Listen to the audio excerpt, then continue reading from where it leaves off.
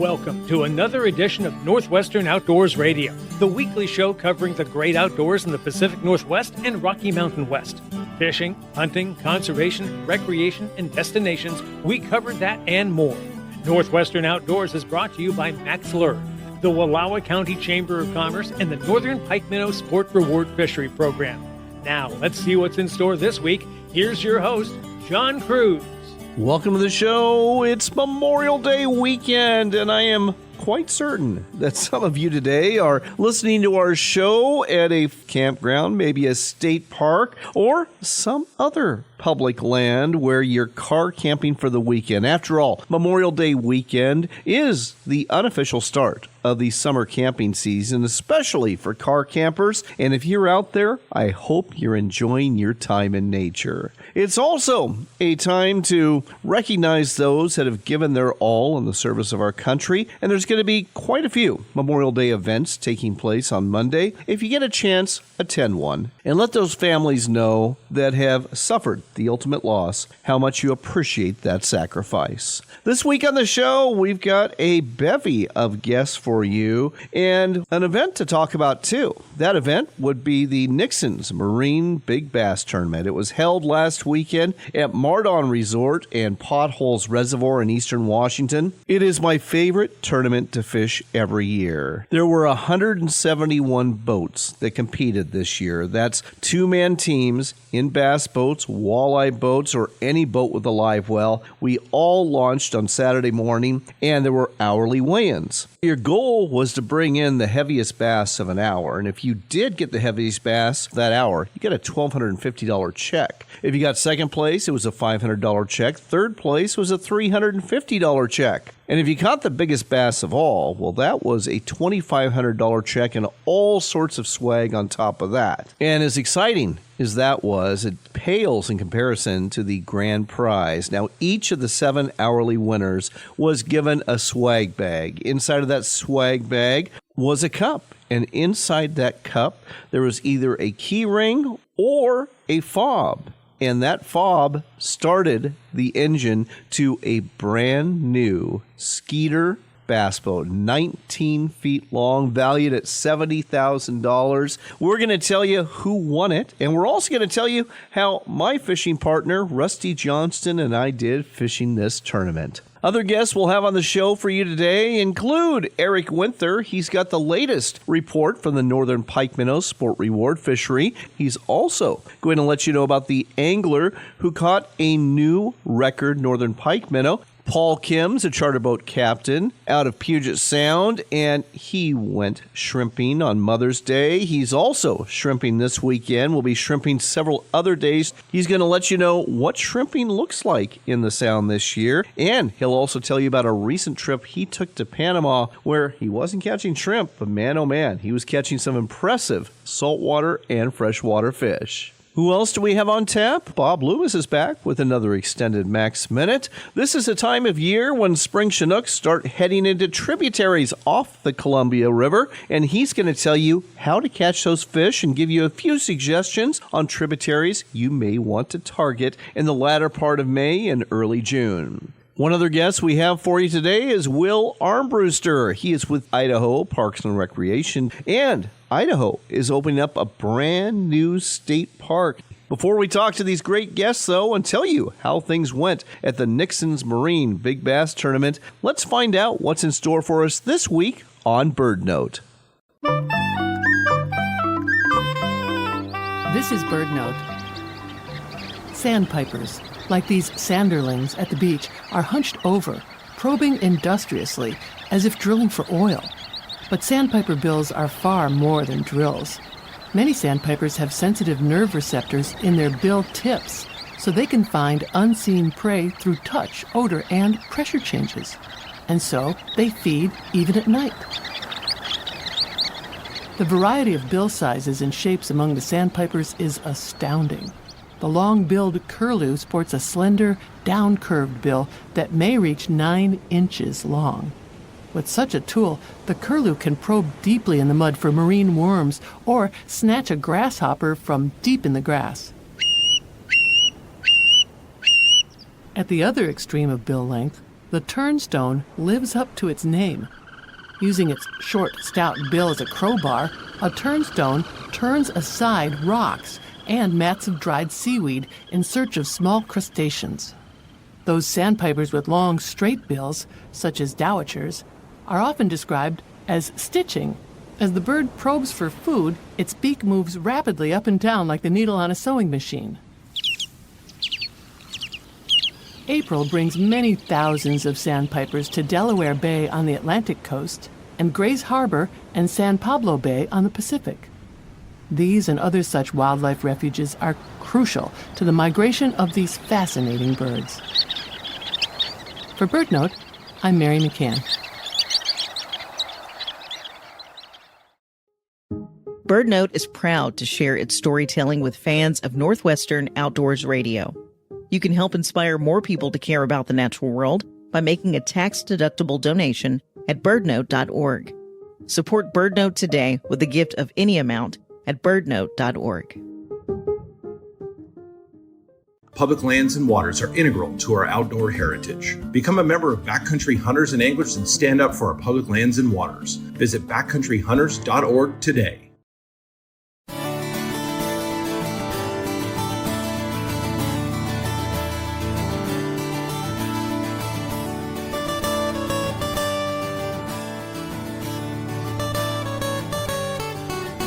You're back in with Northwestern Outdoors Radio. I'm John Cruz. Our next stop is the gem state of Idaho. They've got a brand new state park opening up this summer, and with us here to tell you more about it is a public affairs officer from Idaho Parks. That would be William Armbruster. Will, welcome to the show. John, thank you very much for having me. I'm excited to be here and talk about our new state park, Twin Peaks Ranch. So where is Twin Peaks Ranch located? And tell me a little bit about what visitors are going to find when they get there. Yeah, so Twin Peaks Ranch is located just south of Salmon, Idaho, about 20 miles south between Salmon and Chalice. And this park is really the gateway to some incredible recreation. It's approximately 677 acres, bordered by BLM land on 3 sides of the property, and the Salmon River bordering that 4th side. You know, one of the great things about this park, and we're excited to add it to our system because there's some incredible accommodations as well, from cabins to a lodge. This is a property that people can host special events, weddings, corporate events, and also just enjoy with their family. How big is this state park? Yeah, so the state park itself is 677 acres, but it has direct access to over 2,000 miles of motorized and non-motorized trails. Wow, that is impressive. Now, every state park has a backstory, and obviously this used to be a working lodge and a working ranch. Tell me how it became a state park. Yeah, so the property has been in existence for quite a while, and it was obviously owned by some private landowners for a while, and they operated it as a dude ranch, like you'd mentioned. You know, during COVID and some different things came up, the family who'd owned the property, it just wasn't really a profitable business for them anymore. So the state came in and had an awesome opportunity to purchase this property and bring it back into the hands of the public here in Idaho. So people in the state can, you know, come and enjoy at their leisure. And for the first time, this property is open to everybody. And we're really, really thrilled to add this resource to our already great resource of state parks throughout Idaho. Some state parks have concessionaires, and when you mentioned this as a dude ranch, I immediately thought to myself, I wonder there's going to be a horse outfitter operating there, offering day rides or anything like that. Yes, there will be. So there's actually an over 5,000 square foot horse barn and an arena on site. So we're bringing in a horse concessionaire. And also one of the neat things at our ribbon cutting that's planned for the 27th of June, we're going to have a 4-H event up there where some kids are participating in some classic rodeo activities. So the Dew Ranch history will not go anywhere. In fact, I think this will be a destination for equestrian users to come and explore the area. Oh, it sounds fantastic. Now, I'm going to bring my fishing pole, too, when I visit, because the Salmon River, very well known, is a great destination for both salmon and steelhead, depending on the time of year. And you've got a couple of ponds on the ranch, too. Are those stocked with fish? So at the moment, they're not, but we're going to potentially look into that. However, the fishing on the Salmon River, like you said, is absolutely incredible. You know, you have to cross the Salmon River on a bridge to get over to the property. So it really greets you right when you come in, and it's kind of begging you to get that pole out and catch some steelhead or some salmon. And you mentioned this borders a lot of BLM land. and also the Frank Church River of No Return Wilderness. That's going to draw some hunters in the fall, isn't it? Yes, it is. Yes, we're very aware of that. And, this is really a full season destination for people. There's opportunities in the winter, too, for recreation. So we're excited about everything this property has to offer. And again, just thrilled to bring it into our system here in Idaho. So tell me how this works if people want to have, we'll say, like a family reunion or maybe a wedding or some other event and make use of the lodge and the cabins there. Yep. So what you'll do, there's group reservations actually already available. We're accepting them now. You would go to getoutside.idaho.gov and get in contact with our reservations team, and you can book your reservation for a wedding, corporate retreat, or family reunion already. What we're working on currently is those individual use reservations. So if just you and your kids wanted to come and stay for a weekend, those reservations will be up and on the site soon. But at the moment, you can book the full property for you and your family to stay. Wow. When it comes to individual use reservations, are there tent sites and RV sites available as well? Not at the moment. So we're currently, as you can understand, there's a lot of construction that goes on with purchasing a new state park and getting it ready to open, especially in a short timeline. And so future plans are to add some RV sites and perhaps some tent camping, but at the moment, it's just cabin stays. Well, it sounds like a really unique and a very special place, and kudos to the people that turn this over to Idaho State Parks. Is there a family we should mention here or a group we should mention? I actually don't have the name of that family in front of me, but if you go to the website, our website, and search Twin Peaks Ranch State Park, you'll be able to find all the history on the ranch. Well, God bless the folks that turn this over to Idaho State Parks to keep it in perpetuity as a recreational site for folks who loves the outdoors. Whether you're hunters, whether you're anglers, whether you're equestrians, whether you just love being in nature in a very special place. It's truly a base camp to lots of outdoors adventure. Twin Peaks State Park sounds like the ultimate destination, opening up June 27th. Now, before we go, we've got a couple minutes here. Summer is here. I want to talk about two of the most popular parks you have for summertime visitation. And we'll start off with one on the west side of the state. What would that be? On the west side of the state, I would say one of my favorites and one of the most popular is Farragut State Park. So it's actually in northern Idaho, but you could call that the western side as it's up in the Panhandle. Just a beautiful, beautiful park. Lots of recreation opportunities on the lake there, as well as we actually opened a new campground. We have a ribbon cutting for it this upcoming Wednesday in northern Idaho, the Peterson Campground. So Twin Peaks isn't the only improvement we've had to our system. We're constantly improving the system here in Idaho as we've seen visitation continue to rise and people want to get outside more. All right, and let's head to the east side of the state. East, my personal favorite is Harriman State Park. The history there with the Harriman family, it being the railroad ranch, the old structures that were built by them in the early 1900s, the views of the Tetons and the world-class trout fishing on the Henry's Fork. You couldn't really have a bad time. And it's also a great jumping spot to get into Yellowstone. So, when people are thinking about going into Yellowstone, one of the most visited national parks in the country, Harriman is a great place for people to stay. It's about 30 minutes outside of West Yellowstone and provides a great opportunity for you to get a little bit more of a private experience when wanting to go over and explore Yellowstone National Park.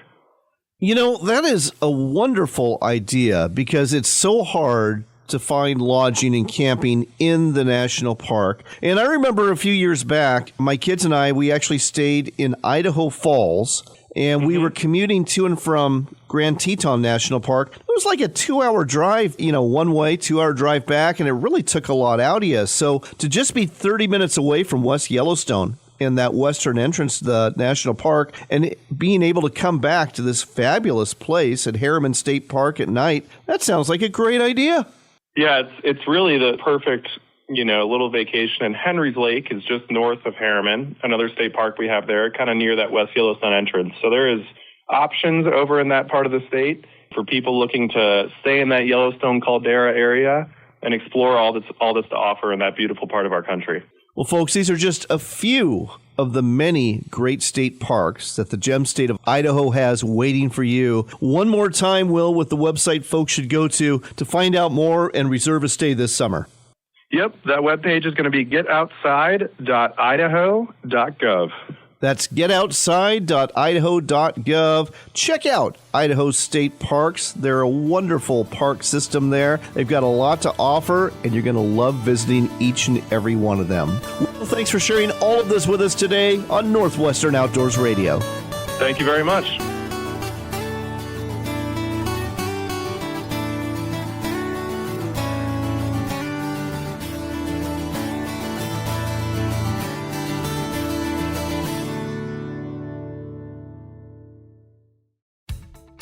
You want kokanee this summer? Well, reach into your tackle box and pull out a Pee-wee Wiggle Hoochie from Max Lure. This unique lure has a crankbait bill that creates a lot of movement. It's designed with high UV and glow squid bodies, and it works fantastic in the summer and early fall when the water temps are warm and the fish are looking for more movement and speed from a lure. Look for the Pee-wee Wiggle Hoochie at sporting goods stores or online at maxlure.com.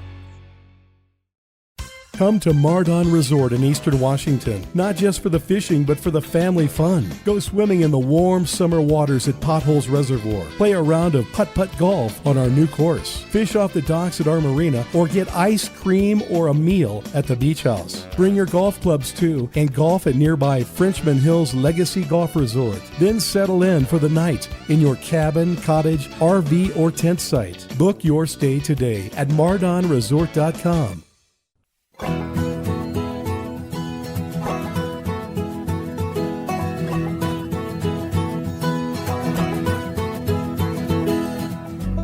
Welcome back to Northwestern Outdoors Radio and to an extended Max Minute brought to you by Max Lure. It's time for another extended Max Minute brought to you every week by Max Lure. The subject this week, spring trout fishing. Opening day weekends are over for just about everybody. It's getting a little tougher. And with us here to tell you how to catch them is Bob Loomis. Bobby, welcome back to the show. Thanks, John. So let's say you've got a boat or a kayak or a canoe or a float tube or a pontoon boat. You head out to your favorite trout lake in the month of May. How do you go about catching fish from Washington all the way to Montana and beyond? Well, when you start talking about mid-springtime, early in the season, you will be fishing a little bit more colored water. Even the lakes will become a little bit colored. There's always some sort of wash that's going to hit because of the warmer weather that we get. So I like using different types of products like the Double Whammy Originals. It's a little bit larger profile. You can see it a little bit further. You've got metal blades, and you get that thump on there. And you can fish any type of attractor, whether you want to use Dodgers or you want to use some type of rotational flashers like the Flashlight Troll that gives you a 360-degree, flash. But you want to fish stuff where you're attracting fish a little bit further away because of colored water, sane water. How deep are we fishing? Because I know in spring, a lot of those fish, they're oriented towards the top 10 feet of the water column. Absolutely. From 0 to 20 feet is generally where you're going to be fishing most of your trout. And part of the reason is it's early. The top of the water surface is going to be your warmest water predominantly, and that's where you got all of your bugs, your bug hatches, everything's going to be up on the top 20 feet. Some great advice from Bobby Loomis about catching more trout this summer at a lake near you. Look for products to help you do it at maxlure.com. Wedding rings? I've had as many as I've got fingers on my hands. I started off with the Wedding Ring Classic, of course. That smooth blade from Indiana, that beaded body, the sharp hook. We caught a lot of trout together over the years, but then that patented smile blade wedding ring, well, let's just say it took my fancy, along with the trout and the kokanee. Now I'm going through this new age sort of phase. You might say I'm hooked on the new high UV colored wedding rings, and I'm catching more fish than ever. So yeah, I've got a whole bunch of wedding rings. You should get some too. Don't look at the jewelry store though. These wedding ring spinners are from Max Lure, and you'll find them at the sporting goods store near you or online at maxlure.com. The Northern Pike Minnow Sport Reward Fishery Program is underway and continues through September 30th. Fish for pike minnow 9 inches or longer on portions of the Columbia and Snake Rivers. Turn these fish in at a check station for a cash voucher. Pike minnow are worth anywhere from $6 to $10, and the more you catch, the more they're worth. Catch a fish with a pit tag or external tag and earn hundreds of dollars. You can make big money here, maybe over $100,000. Find out more today at pikeminnow.org. That's pikeminnow.org. I'm gonna take you fishing, honey. You're gonna love it. Gonna get up before the sun rise above us. Got a bamboo pole. As promised, we've got the results of the Nixon's Marine Big Bass Tournament held at Potholes Reservoir. Ground Zero is Mardon Resort. It's the end of the day, and that's where I'm at now with my best friend and longtime fishing partner, Rusty Johnston. Rusty, great to have you back on the show, and man, oh man, what a great day of fishing. Great to be back, and oh man, we caught tons of fish, but again, like last year and the years past, we just had a hard time finding the big ones. We did, but folks, a lot of folks out here in this tournament. For those of you listening that have been back east for tournaments or down in Texas, you might be used to 300 boats, but out here in the Pacific Northwest, to get a 171 boat field, that is absolutely amazing. That is a lot of boats, and it makes even this big 27,000 acre reservoir pretty darn crowded, doesn't it, Russ? It did. It seemed like we were cruising around and said, well, let's go try this spot over here. Well, there's 3 boats over there. Let's go somewhere else. Well, let's talk about the day. So we had a plan to head to a place most people don't go to. It was pretty close to Mardon Resorts called Goose Island. We'd pre-fished there 10 days ago, and you had discovered that the smallmouth bass were really on the bite with the jerkbait. So we went out there, and very first cast, I was using a lipless crankbait called a Berkeley War Pig. Got a 2-pound smallmouth. You got one on the jerkbait shortly after that, but we didn't stick around for long, did we? No, it was a little bumpy out there this morning. The wind's blowing about 20, and where the island is right in the middle of the lake, and we got beat up. We got beat up indeed. We got more beat up heading back to the north end of the reservoir towards an area called the Sand Dunes, which is the favorite spot for most people to fish this time of year. And I got to tell you, Russ, this year, unlike any other year, every single place we went, we caught fish. Yeah, it was crazy. Normally we'd find dry spots, but this time, trying to find the right cover and everything, we found it, and we worked at it, and we caught fish. But again, not any big ones. Not any big ones, but, you caught 3 that were just under 3 pounds. I caught some 2.5-pounders. You also caught some 2.5-pounders. I was doing the math. If this would have been a typical 5-fish bass limit, we would have been around 13.5 pounds for a 5-fish bag, which, it's not going to win you any money, but it's a respectable limit. Yeah, and it was just nonstop. There was only a few times where it got a little slow towards the end of the day, but yeah, it was just wherever we went, we found the fish, but we just couldn't find Mama. No, we could not find Mama, but man, what a great day of fishing. The weather improved during the course of the day. We definitely got out of the wind after our first stop, and we lost track. At least 30 bass that we caught today. I don't know how many we hooked and lost on top of that. It was one of the best tournament days of fishing in terms of just catching fish you and I have ever had. Yeah, it was crazy. It didn't seem to matter what you used, whether it was the lipless crankbait or the Cinco. I caught a lot of fish on a suspending crankbait, and it was a lot of fun. They were trying to knock the rod out of my hand. I'll tell you what, that jerkbait you were using, we went back to Goose Island, folks, and they liked my lipless crankbait. They loved his suspended jerkbait. And yes, like you said, we caught fish on all sorts of things. We caught them on jigs. We caught a lot on weedless worms, Senkos, both wacky rigged and Texas rigged. It was just a great day of fishing, just not the big ones. But let's you and I go down and find out who won the big one, and more importantly, who's going to take home a $70,000 bass boat. So again, this year it's not us, but I'll tell you what, it was another fun day on the water with you, buddy. I think we probably lost count how many fish we caught. I think your 30 is a little light, but it was another wonderful day on the water. Just Mother Nature wasn't nice to us today. That's all right, though. There's always next year. Exactly. Be ready to go. All right, folks, if you want to participate next year, all you need is a boat with a live well. That's literally all you need. And you can come up here to Eastern Washington's Potholes Reservoir. Ground Zero is Mardon Resort. If you need a place to stay, this is definitely the place to stay. They got great food, wonderful accommodations, whether you're in an RV or a tent site or a park cottage or a camper cabin or a bigger cabin. It's all waiting for you here at Mardon, to include the marina where you're going to launch and go fishing. Rusty, thanks for another great day. Can't wait to do it again soon. Absolutely, buddy. It was a great time again. Next up, we've got Eric Winther on the line with the Northern Pike Minnow Sport Reward Fishery Program and the Washington Department of Fish and Wildlife. Eric, it's another year. Welcome back. Good to be here, John. Thank you. So you had a few select places that opened up in late April. Everything opened up in portions of the Columbia and Snake Rivers on May 1st. We're sitting on the May 10th report now, and it's pretty promising. There's been some good effort, and it looks like the average angler per day has caught about 9 pike minnow, which is not too bad when you're turning in fish for money. Not too bad at all. The early stations have done well, and then once May 1st came on, the rest of them are picking up pretty well also. So pretty happy about that. And you are correct that effort is up a bit this year so far.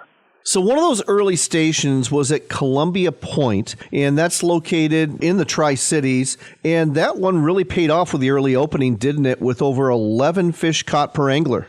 Yes, the fishing is right at the mouth of the Yakima, and with the changes they made there, taking out a dike there by Bateman Island, and it seems, at least preliminarily, that's benefited our pike minnow anglers, and the catch rates are a little more like they were historically, and not as slow as the last few years anyway. The Dalles has traditionally been a very good early season place to go pike minnow fishing, and there's certainly been a lot of effort because of that, but the results, not so great. Just over 6, maybe 6.5 fish per angler. Well, the big part of that is that some of the early season effort at the Dalles is coming from anglers that are fishing below Bonneville Dam. And so when we included Washougal as one of the early opening stations, it siphoned off a lot of the angler effort and fish caught closer to Washougal rather than the Dalles. The Dalles is pretty solid still. I mean, there's a lot of effort and there's a decent amount of fish. It just kind of not quite as hot as what Washougal has been so far. And Washougal's definitely one of the hot spots with about 16.5 fish per angler. The other hot spot has been Rainier, and that's also been giving up nearly 17 fish per angler. Not nearly as much effort, though. Well, rumor has it that a couple of our top anglers are fishing down in that area so far early in the year here. And so it doesn't take very many of them fishing that to really boost up the CPE. So that's kind of what's going on there. But to me, it's an indicator that there's fish available. So anybody that's interested in going, that's a pretty good location also. Last but not least, we've got to talk about an angler named Bill Saunders. He went out fishing April 16th on the Snake River, not too far from the confluence of the Columbia near the Tri-Cities. I understand he reeled in a new state record pike minnow. Tell me more. He did. And so, as I understand it, like I say, he was walleye fishing, didn't really want to keep it, but between his fishing partner and his wife, they talked him into bringing it in and seeing what it weighed because it might be a record. And so one of our pike minnow biologists was part of the team that verified the fish. It was weighed on a certified scale, and the paperwork was submitted so that it is a new Washington state record. And my understanding is he's also submitted the paperwork to get an international record for northern pike minnow also. So kind of cool. It's just showing that fish was out there. That has to be a more than 20-year-old fish at that size. So that's pretty cool. It just happened before the season, and the person was not, of course, registered, but just shows you that fish has been around for a lot of years, and nobody caught it until this year. And if you're wondering how big that fish was, folks, it was 8.6 pounds. It was 25.25 inches. And Bill Saunders, I don't know what his plans are, but he might be the only man in America with a big pike minnow mounted on the wall of his home. I guess we'll have to find out if we ever visit there. Well, I will tell you that Bill was gracious enough to donate it to us, the pike minnow program, and so you will have an opportunity to see that fish at some point at some of the future sport shows. So that's going to be pretty cool. Well, Bill, I don't blame you for not hanging it up in your house, but very gracious of you indeed to donate that. And yeah, I'll be looking for it at the Pacific Northwest Sportsman Show in Portland next year and at the Washington Sportsman Show in Puyallup. Hopefully the taxidermy will be done and we'll all get to see it there. Folks, if you want to find out more about fishing for pike minnow and earning a pretty penny by doing so and helping out our salmon and steelhead smolt, the website to go to is pikeminnow.org. That's pikeminnow.org. Eric, always a pleasure to catch up with you, sir. Likewise, John. Appreciate talking to you and you having me on board. Rise above us, got a bamboo pole and a leaky boat. It ain't much, but if you bail, it'll float. I'm gonna take you fishing, honey. You're gonna love it.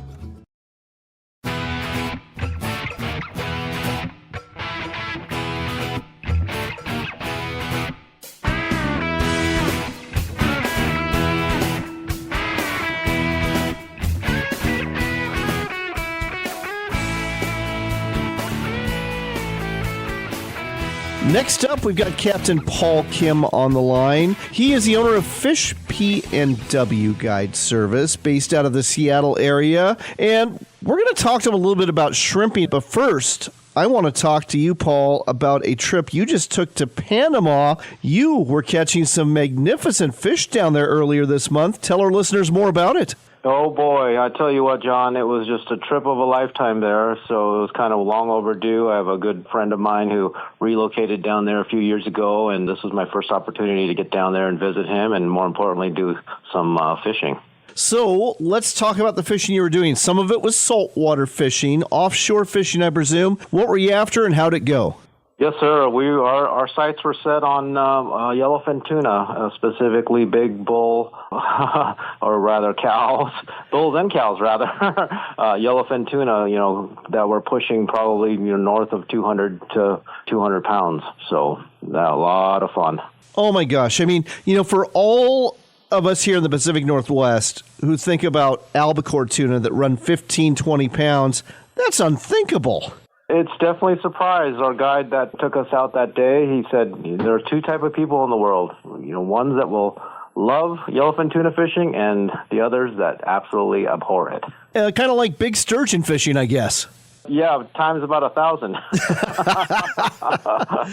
Well, you weren't just in the saltwater. You were also freshwater fishing. It looked like you had some peacock bass that you caught. Yeah, we got into a good peacock bass bite with live bait and a little bit of snook, and we were actually fishing inside the Panama Canal, believe it or not. That would have been an experience. Did you wave to folks on cruise ships as they passed by? Oh, yeah. Yeah, we saw a few of them. So peacock bass, I know you can catch them in Florida. I think that's about the only place you can catch them in the U.S. They're mainly found in South America. As I recall, they're very toothy. You don't want to lip these bass, do you? Well, I did lip a few of them, and so as long as you're careful, they are incredibly strong for their size. So really, it puts our large and smallies to shame as far as pound for pound, their brute strength.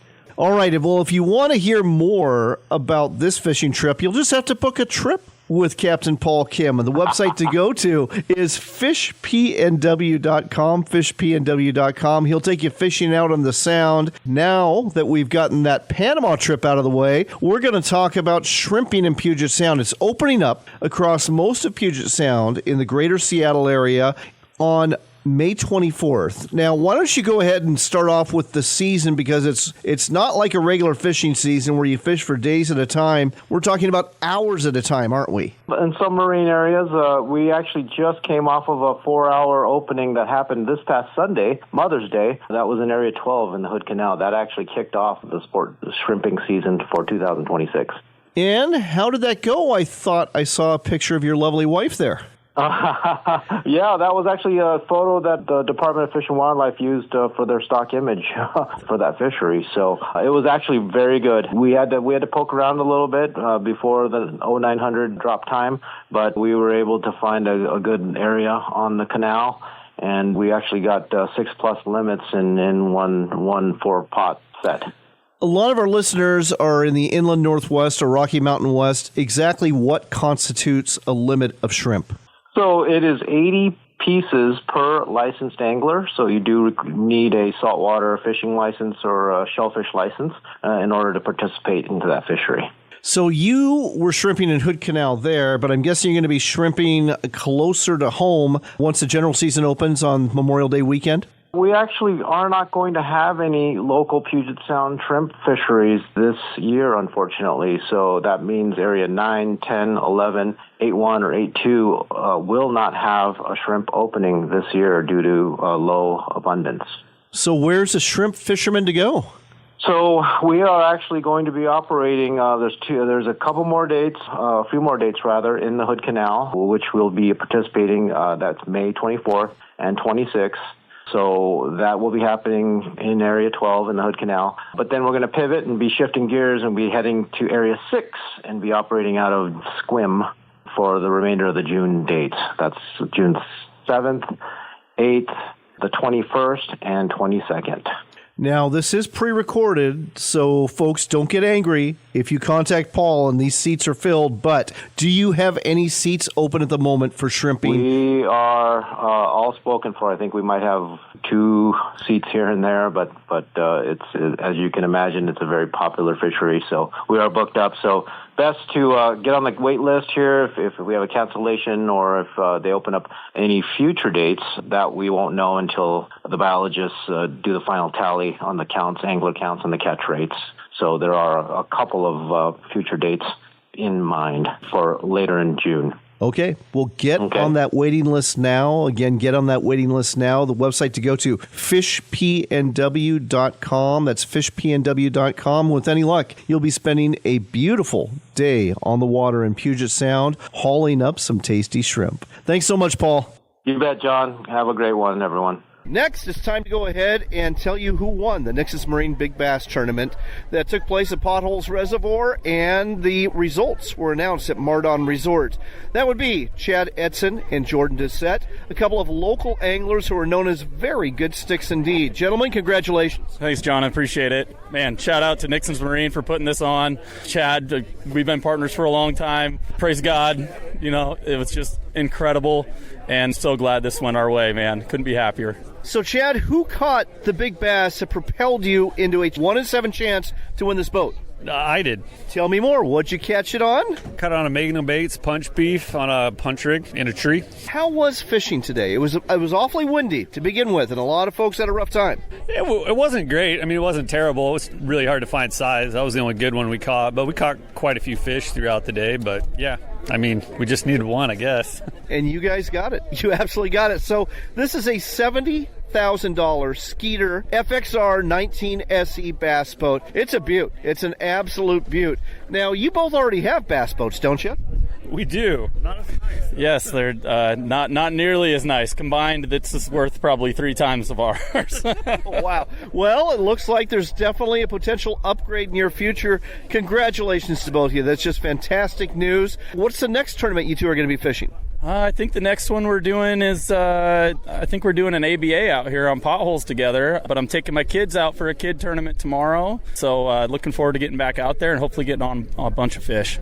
And that kid tournament, folks, is called A Day at the Lake. It is the day after the Nixon's Marine Big Bass Tournament. Wonderful event just for the kids. So thanks to you for taking your kids out and for all the other captains who are taking kids too. Again, congratulations on a huge win. I guess one last question, Chad. How big was your big bass today? Like 4, 7, 8, something like that, yeah. Definitely not the biggest bass of the day, but it was an hourly winner, and it was the hourly winner that got you two in a boat. So one more time, congrats. Can't wait to see you both out on the water again soon. Thanks again, John. And again, thanks to Willie and the Nixon's Marine team, and praise God. Beautiful day, and thank the Lord for giving us the capability to come out here and do this. Amen to that.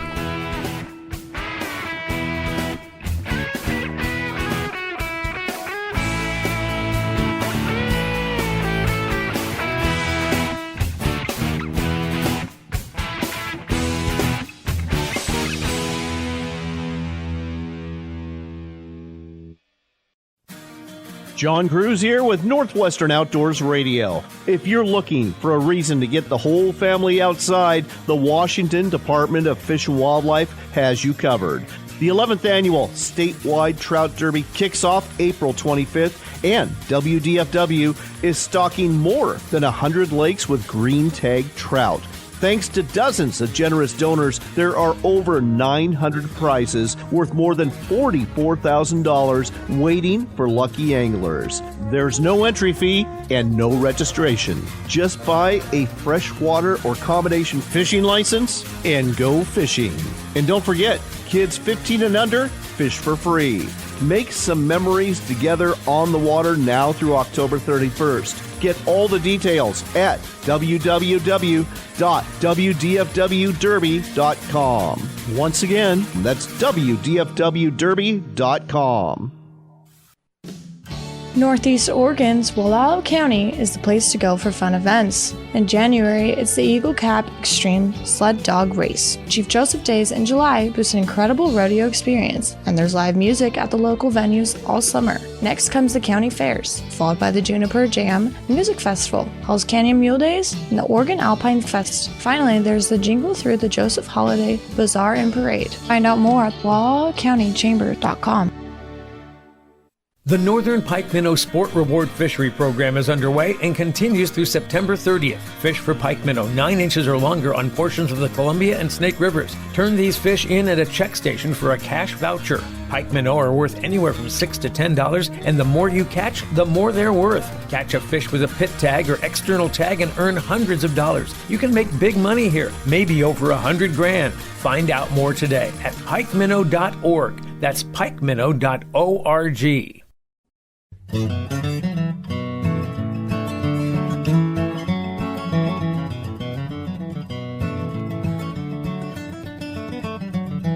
Before we go today, we've got time for one last shot of Northwestern Outdoors Radio with your host, John Cruz. I'm glad you're back because it's once again time to tell you about what's new with the Washington Department of Fish and Wildlife annual Trout Derby. Over 100 lakes were stocked with green tagged trout prior to the April 25th opener. And this derby runs through October 31st. And I've got to tell you, some 300 trout have been caught out of the 900 trout that have tags on them. But you know what that means? There's still 2/3 left, and there's some great prizes awaiting too. That includes a kayak. There's a green tag trout that's got some Seattle Mariners tickets in store. There's resort stays. There's pontoon boat rentals. There's zoo and trampoline park passes. There's rounds of golf you can win, gift cards worth up to $250, quality fishing equipment, clothing, accessories, and more. Again, over 100 lakes have been stocked. There's some 900 prizes donated by over 60 businesses. You can find out more and find a lake near you at wdfwderby.com. And now let's tell you about our Trout Derby Lake of the Week. This one's in Eastern Washington. It's Williams Lake. It's located south of Cheney, home of Eastern Washington University, my alma mater, and southeast of Spokane. Williams Lake is a beautiful lake in the channeled scablands of Eastern Washington. And year in and year out, it used to be one of the best lakes to go to catch a limited trout, especially on opening day. Fell on hard times a few years ago, but the state rehabbed that lake and it is back. During opening day this year, anglers averaged 4.2 trout per person, and with a limit of 5 trout, that's a pretty darn good average. Now, 11 trout were tagged and put in this lake. 3 have been caught. And the prizes won so far include an annual subscription to Northwest Sportsman magazine, a bait pack from Potski Bait Company, and another bait pack from Yakima Bait Company. And as I said, 8 more prizes await. You don't know what they're going to be. The only way you'll find out is to go to Williams Lake and catch one of these trout. Go to wdfwderby.com and follow the instructions to turn it in. And again, there's about 100 lakes that have been stocked with these trout. So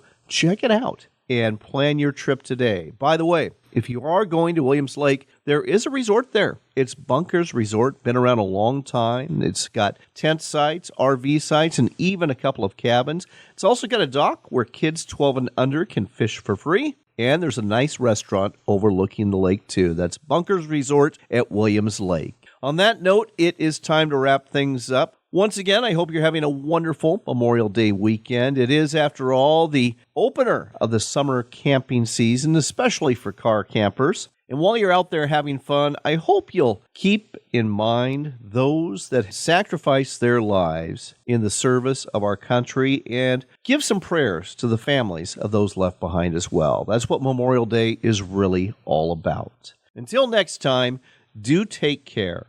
God bless, and make it a point to spend some time outdoors.